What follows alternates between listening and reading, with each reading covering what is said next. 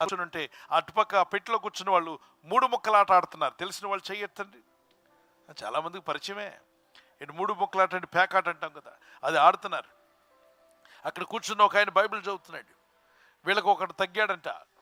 Hello, వచ్చి మాతో పాటు పేకాడతావని అడిగితే అతను చిరునవ్వుతో చూసి ఏం మాట్లాడలా.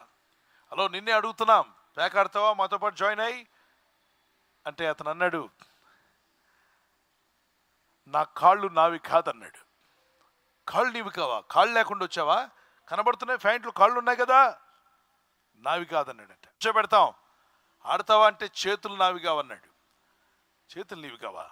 కారు నీది కాదంటే నమ్మొచ్చు, బైక్ నీది కాదంటే నమ్మొచ్చు, బండి నీది కాదంటే నమ్మొచ్చు, కానీ ఇదేంటి కొత్త మనిషి కనబడి షర్టు నాది కాదు, కోట్ నాది కాదంటే నమ్ముతాం, పెన్ను నాది కాదు, పుస్తకం నాది అంటే నమ్ముతాం. కానీ ఏమిటి ఇలా మాట్లాడుతున్నావు, చేతులు నావి కావు, కాళ్ళు నావి కావని?